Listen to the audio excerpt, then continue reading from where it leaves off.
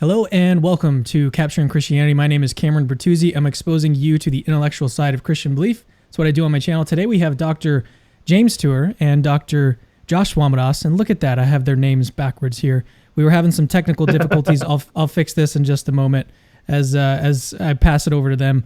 So we'll get these titles right down here on them. Well, why don't we do this? Let's pass it over. I want to do a brief introduction before we start talking about origin of life and science and whether or not science is anywhere close to explaining the origin of life.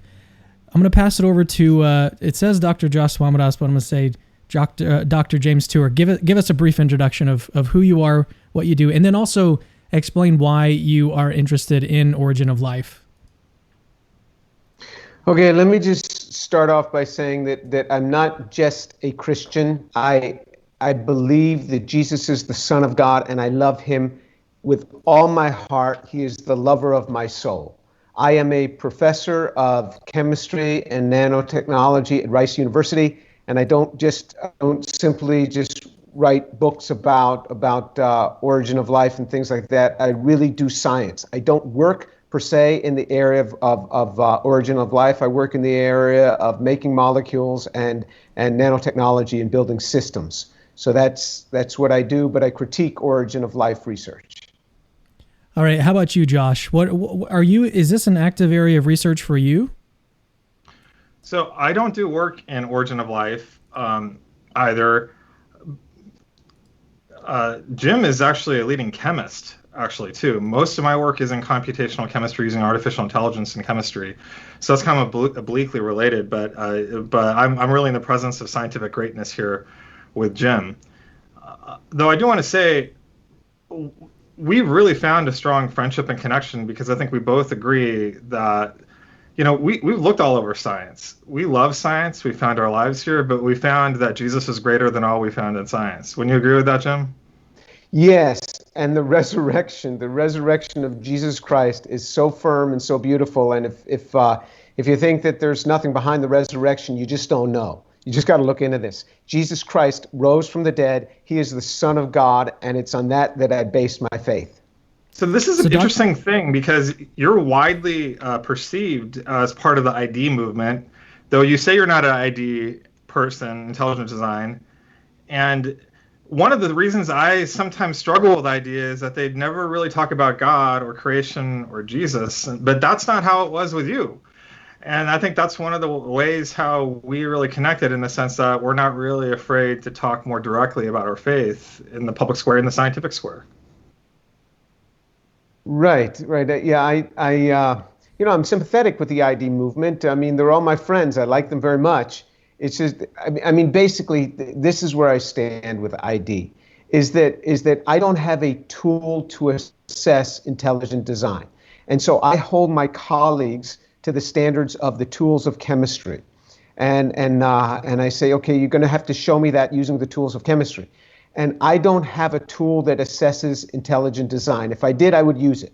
And that's why I don't grab intelligent design. If somebody has for me a naturalistic explanation of how life started, okay. I'm glad to hear it. That's not going to shake my faith one bit. Not going to shake my faith at all, because my faith is built on something much greater than that. I would just say, wow, that's how God did it. But I also believe the scriptures. So here's the thing where I think I'm always puzzled when I talk to you about this, Jim. On one hand, I completely agree with you. On the other hand, I'm puzzled on what the debate is about, because don't actually all scientists who are knowledgeable agree that we don't know how the first life arose? Well, certainly most scientists are reading the narrative that has been put out by a small number of scientists, and they believe the narrative that there were some basic molecules like formaldehyde, like carbon dioxide, like cyanide in a pool, and lightning strikes, and molecules formed, and those then formed a cell, and those then formed living creatures that came out of the pond. That's the narrative, and that's actually what most scientists believe. And so, and if you ask them, Give me a basis for that. They have absolutely no basis for it. That's what they were taught in school. So even that idea has infected even the highest levels of the academy. Well, it's true that that's a hypothesis, but I guess your objection is that they're accepting that hypothesis uncritically or proclaiming too much confidence in it, or is that Right. what the objection is? Yeah. Uncritically, and I think that because most people don't work in the area of origin of life. I had Sure. never worked in the area of origin of life, and so it's not that they say, "Hey, I want to confound the public today, so let me see what I can say that's not true." But they've bought into this narrative, and this narrative was put out by a small subsection of scientists that work in this area of origin of life and have put this forward. And that, in a sense, it's somewhat understandable when you had the Miller-Urey experiment and you had these flashes of voltages over I want these to be clear here. molecules. It's not. There shouldn't be a problem with saying that it's possible this happened, but you're saying that it's moved from just being a narrative it's possible to being a narrative that happened. Is that what the objection is? Yeah, but it's more than that. I mean, Tell me more. I mean, there's gradations here. If you look at the chemistry, it is so improbable. I mean, just the chemistry just doesn't work. You got to make all the 4 classes of molecules, and then you got to assemble them all, and none of that works. So it's not just, oh, well, it's possible, but we don't know for sure. If you're going to say it's possible, you got to put some substance around the possibility. Put Okay, some meat on these bones, and there is none. I want to know how you rule this out, because I've even talked to you about this privately, and I want to know how you rule it out. Would you agree that even what we know now, that there is a unimaginably small but non-zero probability of the first life coming together by natural processes? It's unimaginably small, but it's not exactly zero. It's a little bit more than zero. I'm okay with that. Okay, so then, and then you'd also agree with me that we've only observed life here on Earth. Correct. And by all indications indicate there was only one origin of life here on Earth, right? Unless, you're going to say special creation. No. But... I mean, the universe is big. We've only looked at a very small part of the universe. So the second part, yeah. So let me get to that. So then you'd also agree that the universe is unimaginably large, much larger than what we observe. Yes. So then that's like an unimaginably large number, the size of the unobservable universe, not just the observable one, multiplied times an unimaginably tiny number. That's undefined. You don't know what the probability is. No. Look, you can play this game with anything. You can say, well, there might be some farm, because you haven't looked at all the farms where pigs fly. There might be. It's a non-zero number, right, Joshua? It's a non-zero number. I mean, you can play this game forever. You have to put some science around this. You have to think about them. No. You can't do this. You have to put some things around this where you say, okay, what are the molecules you're going to have for life? How are those molecules going to be made? How are they going to have to assemble? How does that then form a cell? And we are absolutely clueless on this. And you say, well, it's non-zero. I agree. Okay, yes, it's non-zero. And the universe is extra big. And then you can throw at me that there's an infinite number of universes, which means that there's another one of you, Joshua Swamidass, and another one of me at this instant in another world doing exactly what we're doing in broadcasting this. I didn't say infinite. I said unimaginably large. And I actually agree with everything you just said there. I agree that we don't know how it happened. I agree that it seems extremely unlikely. It just seems that we're kind of at the limit of science. So I'm not saying that it happened by natural processes.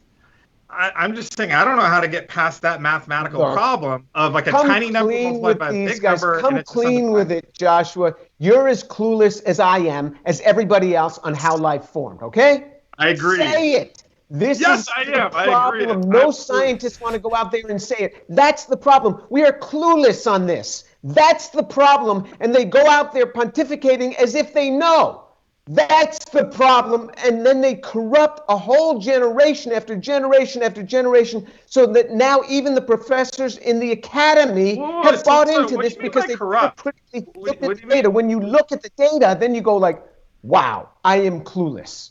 Hey, let me jump in real quick. If I don't jump in, wait, Josh. If I don't jump in, I'm never going to get anything. I want to say one thing. Okay, one thing. So I've watched a lot of your talks, Dr. Tour, and you say that science has not come close to explaining the origin of life. But what I would like to hear from you is to give some context for that answer. So, like, what is an example of something that science has explained? Oh, science has explained a lot of things. Water is H2O, two hydrogen atoms on an oxygen atom, and that is a fact. I mean, and you can go to anywhere in the universe and water will be two hydrogens and an oxygen. Now, you can have isotopomers. You can have different isotopes of that. I think of water, there's 18, there's like 16 or 18 possible isotopes. But it's water. It's two hydrogen atoms and an oxygen. So science has defined a lot of things, but it's nowhere close to origin of life. And now you ask me why that is. Okay, so as we know life, now some Jim, people I just want to insert that I agree with you on that. Like, there's no disagreement there, right? Okay, all right. We So agree Joshua on that, agrees. right? All right. So Joshua agrees on water. That water is No, we two agree that we don't hydrogens know and an about origin of life either. I'm telling you, I agree with you that I'm clueless. Exactly. That's what we need to hear. That's what we're not hearing. So to get to your question, Cameron, is that you've got to have four classes of molecules. And what some people are trying to do now is redefine life so that then they can say that they made it. But it has none of the characteristics of life that we know about in the redefinition. If you want to talk about life as we know it, you've got to have four classes of molecules. We have no idea how to make those four classes of molecules Earth from the raw elements. We have no idea. Can you list now, those? Even if you could make them. Can you list those four molecules? Yeah. So you've got to have your nucleic acids, which are going to be your DNA and your RNA. You've got to have your lipids, which are going to be the surrounding layers of the cells primarily. You got to have your amino acids, which are going to end up hooking together to be your proteins, your enzymes, and then you've got to have your carbohydrates. And that is really tough chemistry. You talk to a carbohydrate chemist and you tell them that chemistry starting from formaldehyde with a Foremost reaction under a rock someplace. It is really, really hard chemistry. And the problem with carbohydrates is it's got all of these alcohols on them, and you have to selectively protect and deprotect. The way carbohydrates hook together is far more complex than the way DNA and RNA hook together.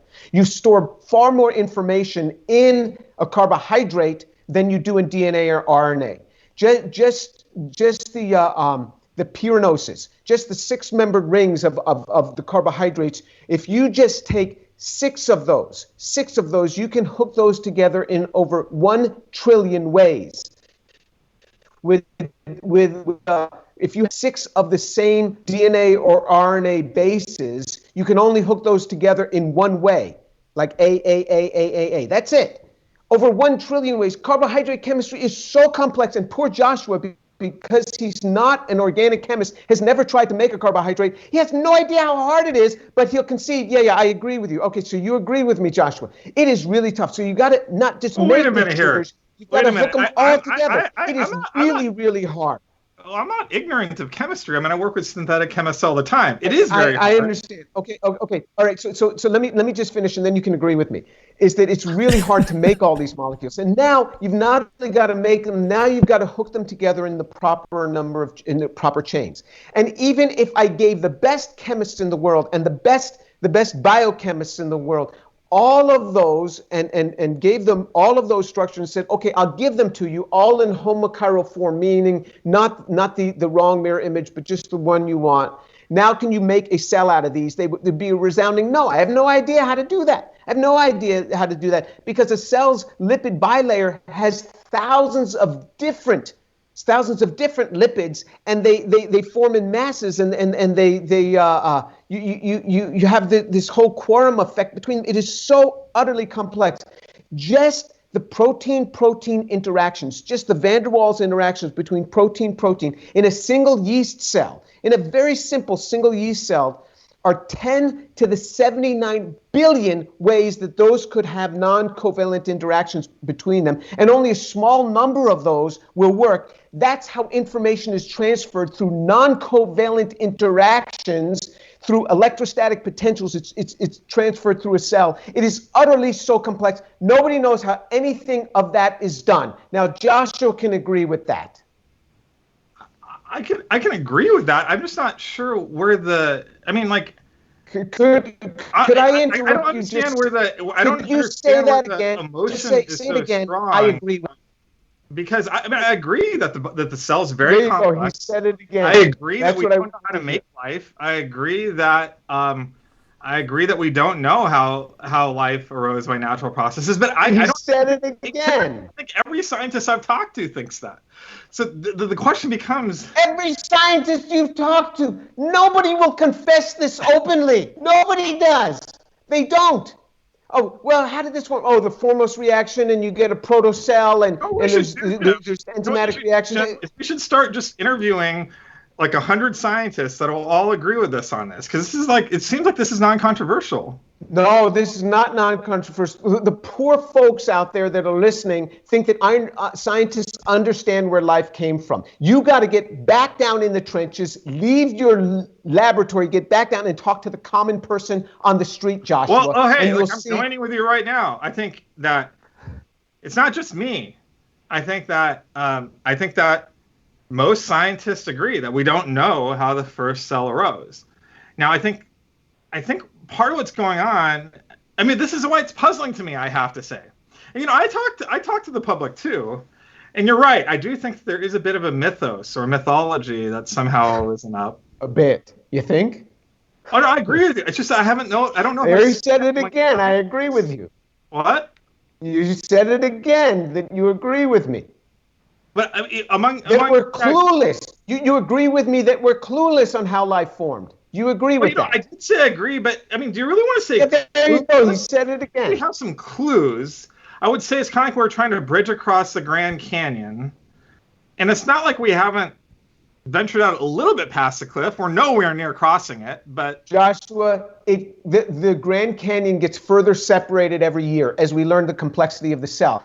That's the problem. In 1952, 1953, with Miller-Urey, we thought we were close because we didn't understand the complexity of a cell. Now, every year we understand more because of guys like you who tell us how complex this thing is, and we go, oh, wow, the goalposts move further away. Your Grand Canyon has split further apart. So this tells us we're not getting closer, we're getting further because the target's getting further away. Well, I mean, maybe, but I mean, I start the story at a different point. I'm a little bit younger. So when I was in high school, it was really clear that Miller-Urey wouldn't tell you how the origin of life arose. Like, I never went through that. Oh, Joshua, you are so clueless as to what the person on the street thinks about this. Okay, but here's the thing. I don't think we have to high say school that right now, and it's related that we have no to origin of life. And they show you a pond, and they show you lightning strikes, and molecules forming cells, and a lizard coming out. That's what they learn in high school. That's what they learn in high school, Joshua. You're remarkable. I mean, you're one of the smartest guys I know.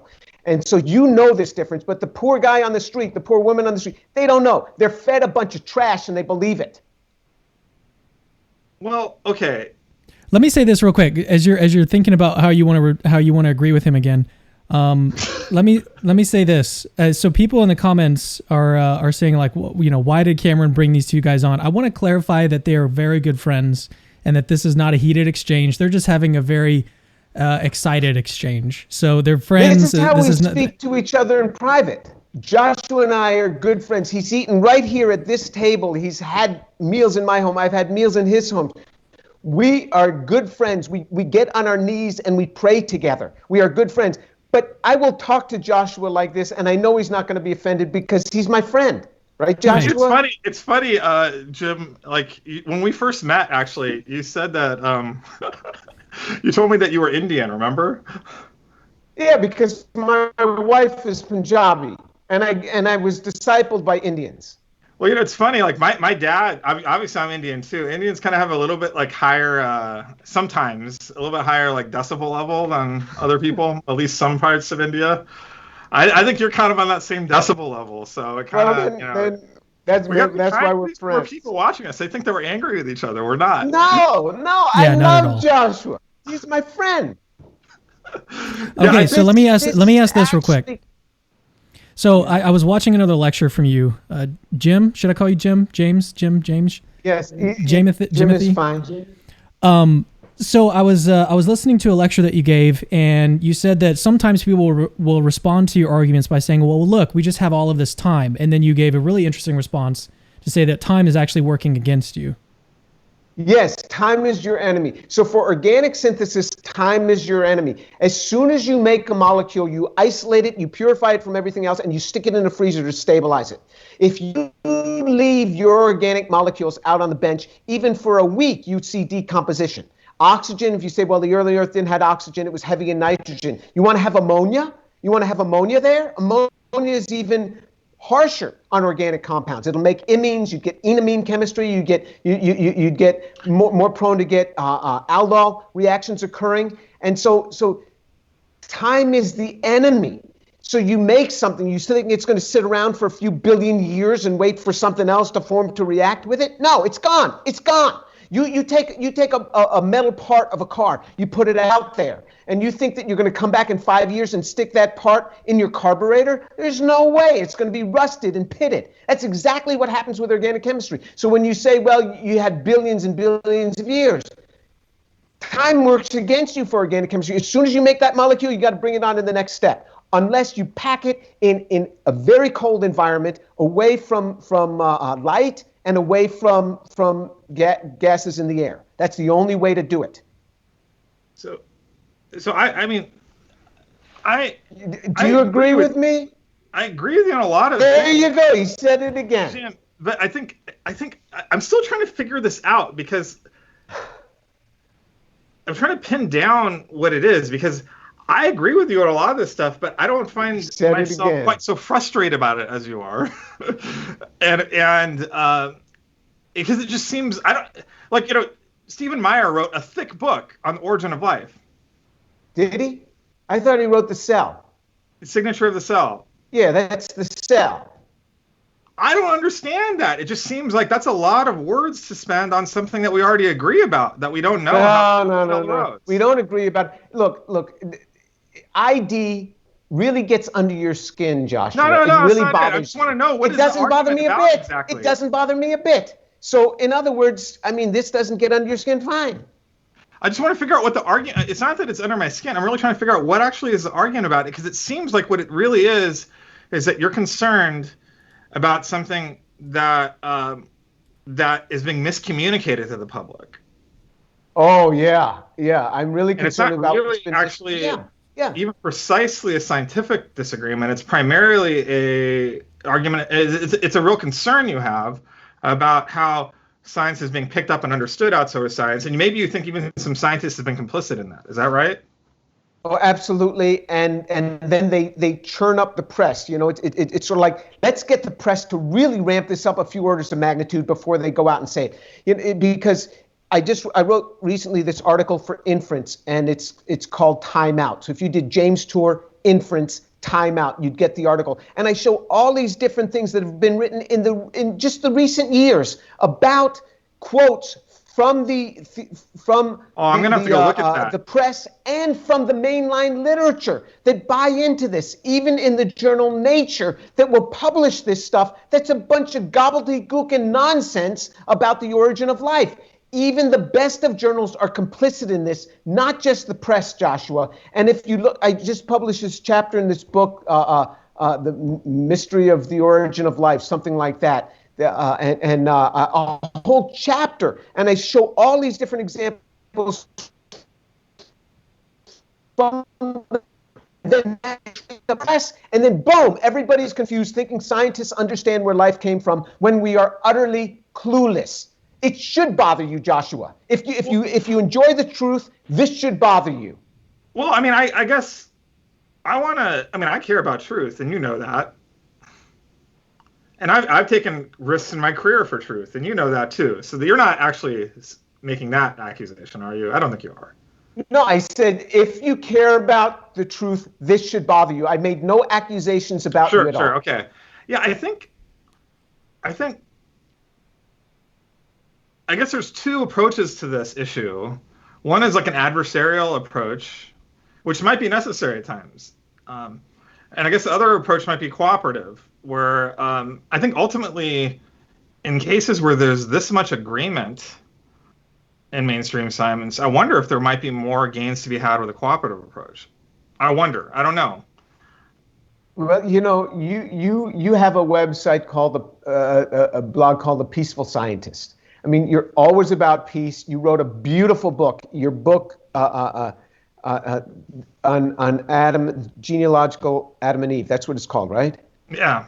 Yeah, Can you endorse it? genealogical Thank Adam you. and Eve. It is wonderful, and you just bent over backwards trying to make everybody at peace before you started telling. I mean, I'm just saying it like it is, Joshua. I can't spend 12 chapters trying to make everybody play nice. I mean, this the whole system is corrupt out there on origin of life understanding. And I'm just shouting it out from the rooftop. What do you want from me? I'm not here to make people play nice. Oh, I'm just shouting out need the anything truth. from you, Did John Jim. the I like you Baptist the way say you are. I just everybody want to should play understand. nice?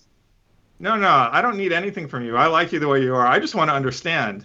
So, I think Josh, that, tell me what your position on this is. Do you Me? have a position? Yeah. What is your position on this? So I'll tell you the parts where I think I agree and the places where I think I disagree. I think like the place where I agree is that if there was a naturalistic way of the origin of life happening, it wouldn't be a threat to my faith. I would just say that's how God did it. I mean, God made a world where that was possible and it's happened. If God required his direct intervention or just like a frank miracle, that wouldn't be a problem for me either as a scientist. That would be how God did it. So, and that way, I think both Jim and I are appropriately agnostic. That's not really much weighing there, right? I think I both agree with him. I said a whole bunch of stuff I agree with him too. Like, I don't actually think we can give an accurate account of how it happened. And even if we could, we have not yet demonstrated that's how it happened. So I think that any account of the science of this really needs to come with that certain level of like a humility scientifically of, well, these are our ideas and this is what the evidence shows us, but we can't get much farther than that. So I agree with him on that. I also do agree that there's often misunderstandings, sometimes that are encouraged by the press or individual scientists or whatever, that can really increase misunderstanding of our certainty here. All of that stuff we all agree on, and those are important things too. And you can clip that video out, Jim, and you can just like post that everywhere if you want. Now the parts, All right. The parts where I'm not sure. Cameron, just do it over and over again. I agree of Joshua. Well, I I'll just take told you every part where he agrees, and I'll just post that as an independent video. Yes. The parts where I'm not sure I agree is some of your reasoning, which I think weakens your case. So, for example, you're right that the cells, even the minimal cells we see now, are really complex. But I don't think anyone believes that the first cell was nearly as complex as the least complex cells today. And so, yes, it's all very complex. But we think the first cells were more simple, and that still doesn't mean that we understand how. Complex. How many protein coding genes do you need? You know this better than anybody. Well, at least several hundred. Zero. It's possible, Jim, that you need zero in the first cell. Zero protein coding genes. And that's how do you do that, Joshua? How do you do that? So where'd the information? I'm not saying this is proven. I'm just saying that these are. Look, we're all in the dark here, so we want to consider all ideas. One idea that people put out there. You see, Cameron, he did not answer my question. No, I'm going to explain right now. The RNA world is an example of life without any protein coding genes. And where did the RNA come from? That's a different question. You asked did the first life need how many protein coding? And I said it needed zero. And so that's all. That's all I'm talking about. I'm not saying we understand how the RNA world got here. And where did the amino acids come from? And how did they get hooked together? And how did they get ordered in that way? Look, I'm not giving you. You're wanting something from me that I've already told you up front directly that I don't have. I don't have a full account. I'm just saying. It sounds like Josh is saying, yeah, maybe the complexity. He's not accurate. Maybe the complexity of the first cell is not as complex as you're saying it is. It sounds like that's what Josh is saying. Granted, it's not as complex, but the level of complexity that you need for even the simplest of life, we are clueless on. So you can't just say, well, maybe it was less complex. Oh, no, I'm not one small step saying at that. a time, and we go, oh, okay, I believe that. So I was explaining where I think my disagreement is. It is not actually in those ultimate conclusions I agreed with. So I'm not going there. I'm not trying to give an account of how the first life arose. What I'm saying is that an argument against all the abiogenesis research that isn't clear that that the first cell was probably a lot less complex than the cells you were describing. I think that risks being misleading in a different way. I don't even think you believe that. I mean, like, as I'm kind of talking to you about it, you're kind of saying something else, and I think that's unintentionally can be misleading. And I think the biggest conceptual reason where I'm trying to get past it. Remember, I'm a computational biologist. I'm a computational chemist. I think about things numerically. It is really that mathematical argument. I think is really something that I don't know how to get past agnosticism on it from a scientific point of view. Now, as a Christian, I think there's good reason to wonder. Could you clarify? If I didn't understand what you just said, I'm sure there's a lot of people don't understand. So what I'm saying is scientifically taking scripture out of it, and all those sorts of things, which would make me more open to the idea of God directly intervening. I don't know how to get past evidential agnosticism on this because of a particular mathematical argument. It has to do with multiplying a very, very tiny number that you agree is not zero times a very, very, very large number. And we don't have a way of quantifying how small that is or how big that other number is. So that means that you get a number that's undefined. Like mathematically, it's like a 0 divided by 0. It's undefined. You can't really say what it is. And so it's hard for me to know. And I agree. That means that the first cell in the scenario I'm giving you right now would be a statistical miracle. If we were, there was a movie recently, comic book movie, The Watchmen, they would call it a thermodynamic miracle. It would be a thermodynamic miracle. But it only happened Joshua, it's not a single miracle. It's not a single miracle because for every step in the synthesis and the assembly, it's a small number. But you'd only have to cross that bridge one time. And you have to do it over and over again, and everything is fighting against you. So in other words, we're clueless. And if you can, mathematics can take you anywhere. You can just say it's a small number, big number. But it's non-zero. So I buy it. No, you got to do the chemistry. You got to think about the chemistry, and that's what I'm trying to tell them. More than agnosticism, it's not just a bunch of mathematics. It is thinking about the chemistry. I'm just saying that we don't know. And I think you actually even agree with that point. I think you actually agree. We don't know. We're clueless on this. We're clueless on this, and the world is primed to make us think as if we know. So here's the ironic thing about where my argument would really fail. If we discovered life on other planets that were not in our solar system, if we discovered life on an exoplanet that was far enough away that couldn't have been seeded from here, I think that would severely undermine my argument, because it would show that life has arisen more than once in a fairly defined space. Do you think that'll ever happen? Well, I mean, do I think it will ever happen? It's irrelevant what I think on something like that. It's irrelevant what I think. I mean, the universe is very large. There's a lot of exoplanets. It's irrelevant what now, as a believer in Jesus Christ, I believe that everything that has been created by him. So that means he would have created it on another place. But it's still a hard question to know how that life formed. That doesn't change the hardness of the question, because a lot of people say that the life we see here on Earth was seeded by some other place. But all we're talking about is the origin of first life. Now, you want to say it was seeded, it originated twice? If you want to say it was originated, well, if it did originate twice, that doesn't any easier for me. Doesn't make it any easier, and there may be a naturalistic explanation. Well, so here's the thing: if we are utterly clueless on what that explanation is. So here's the thing, Jim. If we saw a world that was plentiful, a universe that was teeming with life, not just on the Earth, but like on Titan and in Mars, and then every exoplanet we look to, that would mean that if God was not directly intervening to create life, that it's very easy to make life, and we should really expect to figure out how. And what do we see? We see just the opposite of that. Everything that we've explored, even if you have to rule out the fact that it's gone from Earth to that place. right? You have to. I mean, so much of what's been displaced from Earth has ended up on Mars and vice versa. Sure. So we have to exclude all of that too. But anyway, everything that we have seen, it's lifeless out there. Yeah. But it still doesn't make the problem any easier. So, All right, let me jump in. Cameron, did you want to go down this line, or did you want to talk about Joshua's wonderful book? Whatever you want to do. I'll go wherever you want to go with this. Let's do a question from the audience from David LaRosa. He says, Dr. Tour, if evidence of lighter and not heavier isotopes like carbon-12 versus carbon-13 was present at the moment first life emerged, is this not proof against a primordial soup and a prebiotic world?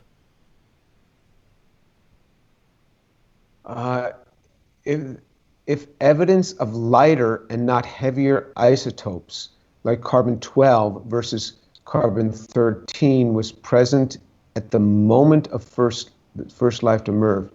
Oh, so you're I'm not sure about what you're saying. I'm not saying you're wrong. I don't know how to answer that. I have so many other problems about a primordial soup, so many problems that I haven't even considered the isotopic problem. You may be right. I think for the most part, unless it's so organic chemistry is almost identical with isotopes, except in the case of hydrogen and deuterium and tritium, and it's only subtle differences then. So in terms of carbon-12 and 13, I just don't think that you'd see any difference, and I don't think that has an impact. And we can't really tell carbon-13 that far back. That's so far outside the half-life of carbon. I mean, once you get back past, I think, about 100,000 years, carbon-13. You're thinking carbon-14. Oh, carbon-14, yeah. Carbon-14. Okay. That's why I'm not understanding what David's saying. But he must mean carbon-14, radioactive decay. Carbon-13. Yeah, but we're not going to know about that back then, right? Yeah. The half-life's not long enough.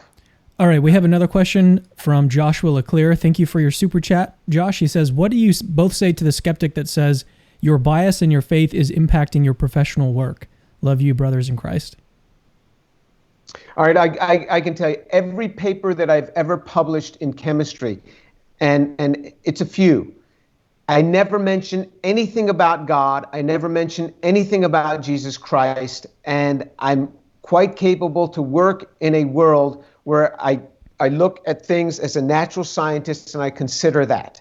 So and even the articles that I write where I come against origin of life, I never bring God into the argument. I never bring designer into the argument. I never bring intelligence into the argument. It's solely based on natural phenomena. I address this. That's what I would say. But people will use that without ever having read my work. They'll use that sort of argument against me. Go ahead, Joshua. Yeah, I guess I take a different path. I say it's absolutely affecting my work. And let me explain to you how. As a person who follows Jesus, who encountered the resurrection, nothing at risk is here for me. So I'm actually really okay with whatever we find out. So, I mean, because I follow Jesus. He says that it's making you biased. Well, it's also biasing me towards truthful, rigorous work. I have theological reasons for believing that honesty is important and that really seeing what God actually did out in nature is important and being rigorous with that and being truthful. And I have a really hard time with Christians that haven't been truthful about science, and that's why that's actually one of the reasons why I became a scientist, is because I saw a type of honesty and rigor that I really respected. So yes, it's had a huge impact on my work. I mean, in my work, I have theological reasons for being above reproach and doing with the highest quality possible. And in fact, Jim, you have very high standards in your work too. You were telling me about a paper you retracted with high integrity. That's actually a sign of incredible integrity when you found out that its results weren't trustworthy, right? Yeah, and, I mean, yeah. It's just something I have to do. I would not be able to live with myself if I had propagated something that can't be reproduced. And yeah, I mean, atheists will do that too. To be clear, it's not that you have to be a Christian to have that type of morality, but you have. I mean, there's another time too. I remember a time where there were some people really upset about some statements you made. I'm not even going to repeat what they are, you had like a humility to actually apologize for it that I just don't think I would ever expect to see from a person who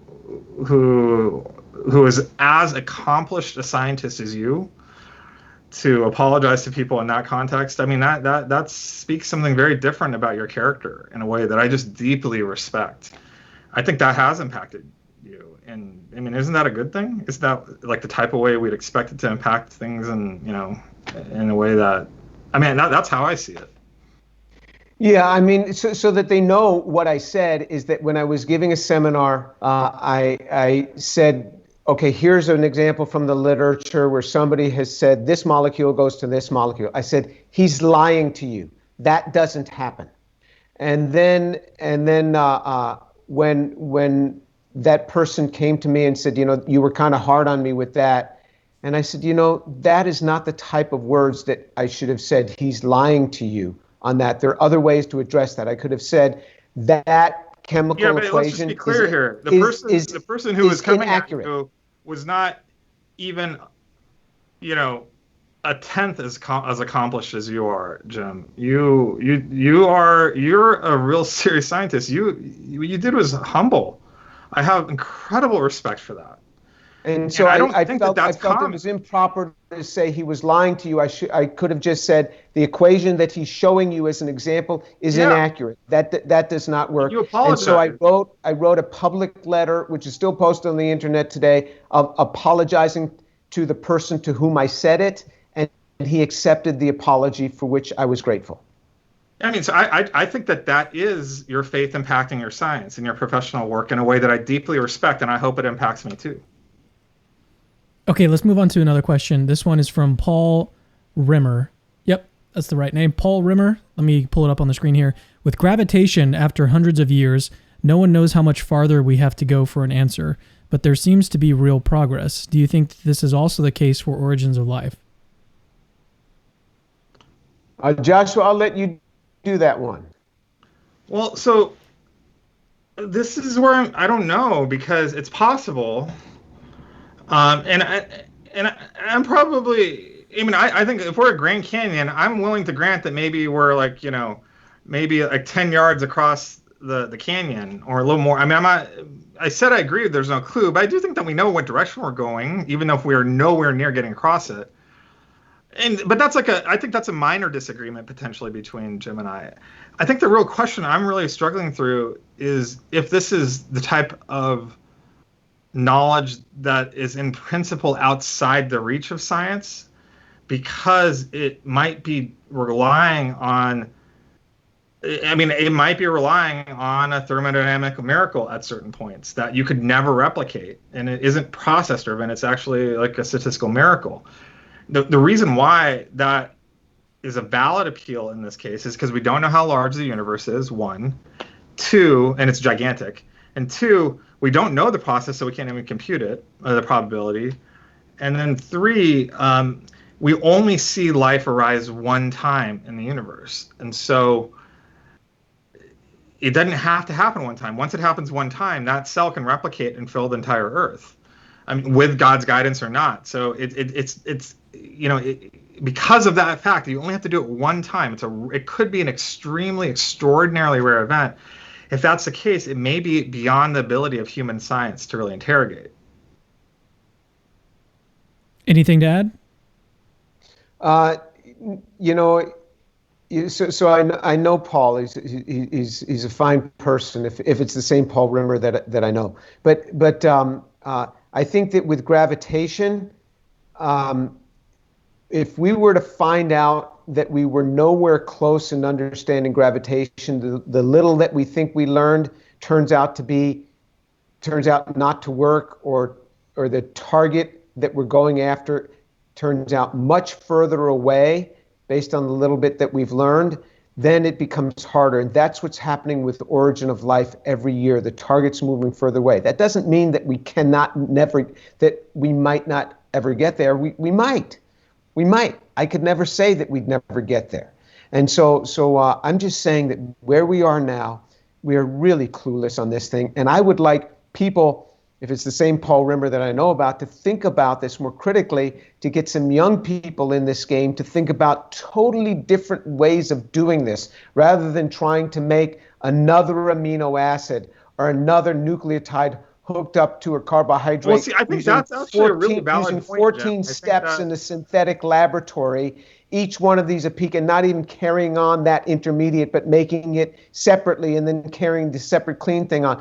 I mean, we've done this over and over again. It's not getting us anywhere. We've got to think of radically new approaches if we're going to continue on Origin of Life. And so I'd encourage young people to do that.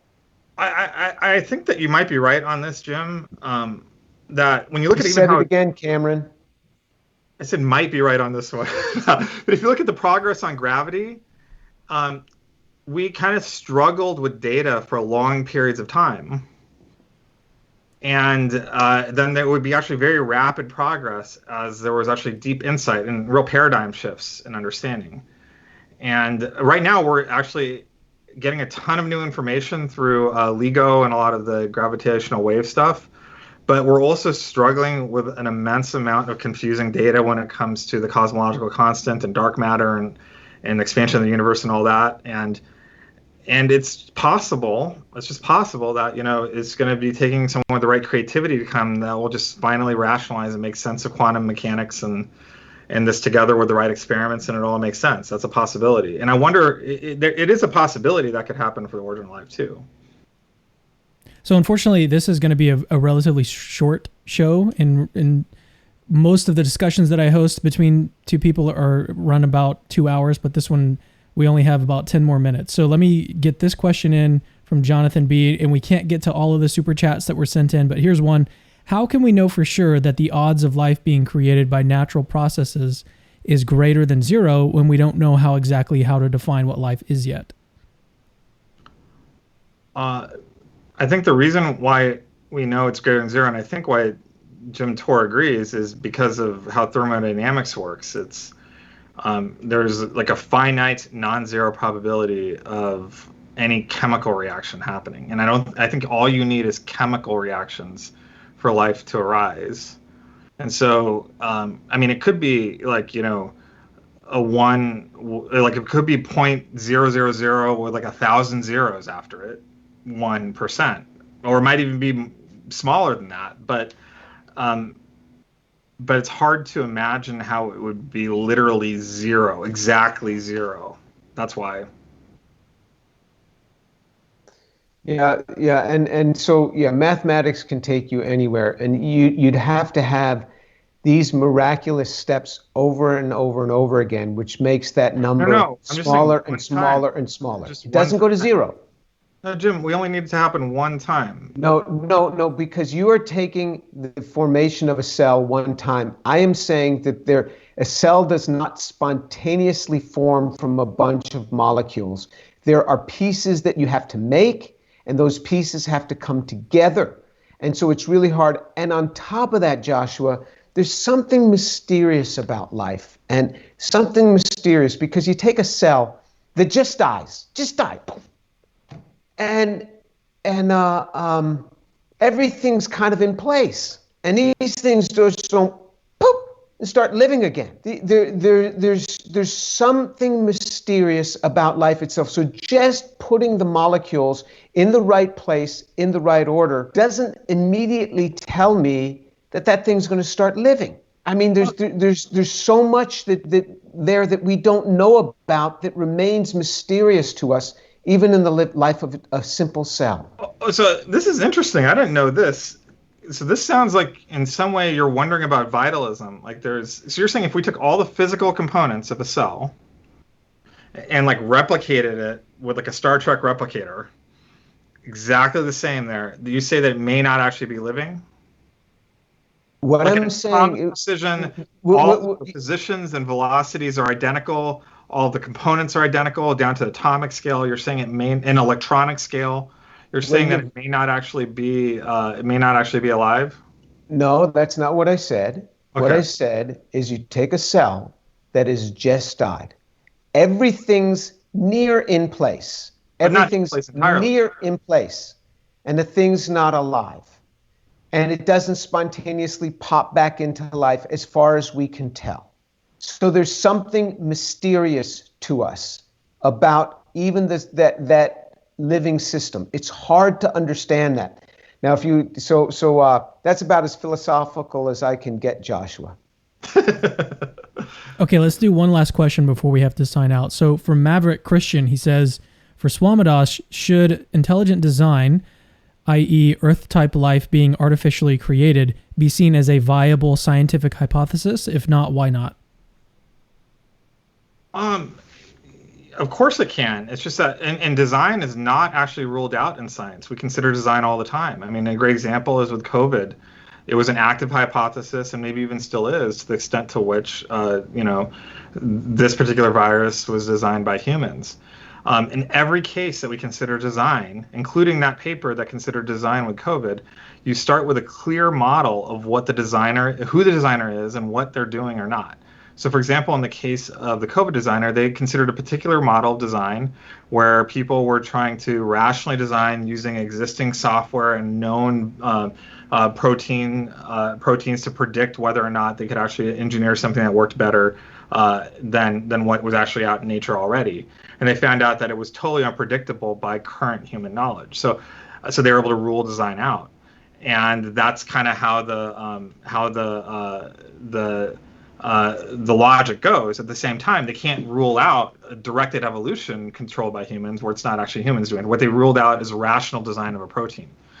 Now, the reason I'm kind of explaining that is that for ID to work, you have to have like a robust model of what the designer will and will not do.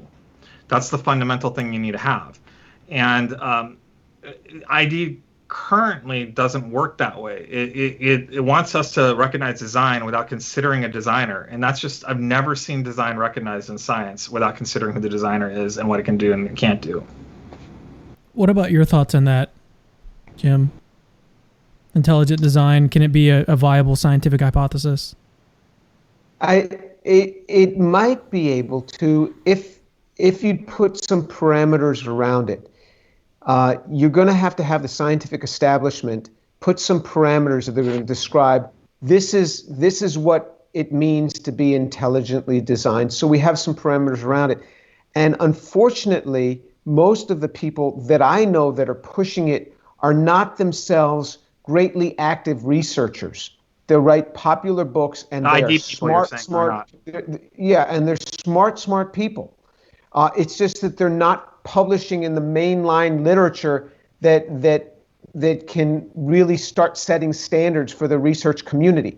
Now, on the other side of it, it's not easy to get new standards in. So if you start injecting something like intelligent design into the mainline literature, there's a good chance you're not going to easily get it published because there's going to be so many people against it. You know, they'll say, oh, this is a bunch of people who are, like came up today, who are influenced by their religion that are saying this. So it's hard to get it into the mainline literature. I will ask if I could just mention one other thing that Joshua talked about. You know, we still haven't ruled out on COVID that it was an empirical design, meaning that they were just an Edisonian approach. Yeah, that's exactly right. Things. So that hasn't been ruled out, right? Is you can rule in or rule out particular models of design, but you can't really rule in or rule out generically design, at least in the way science work currently. And ID, right, for the most part, there are exceptions like Winston Ewert's work on the dependency graph of life, which was really interesting. We covered that at Peaceful Science. But for the most part, ID has really resisted the idea of being clear about how God designs. And so that makes it very hard to deal with. Now, whether or not we call it science or not, I don't know if we can call it science, but I think that's beside the point. My book actually is really important in this because I presented a very clear model of how God could have de novo created Adam and Eve. Now, it's not a precisely scientific model, but even atheist biologists endorsed my book because it was good science that made sense and it was very clear what I was proposing. And I wasn't saying some generic, designer out there. I said, no, that this is actually what I'm proposing, and we don't have any evidence against that. And they didn't have a problem with that. And so I do actually think there's space to have that conversation with scientists, but it's not going to work in a generic designer point of view where we're kind of conflating creaturely design with divine design. I think we just be straight up and upfront and say, hey, we're warning if God created this, and this is the mechanism he used, and this is how we're going to test it. And I think it might work to have that conversation, at least, however it's labeled.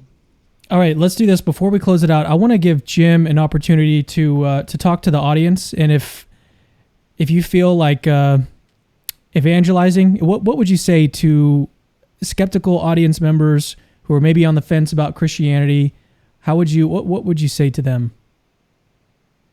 Okay, so I love Jesus Christ. You were raised Jewish, right?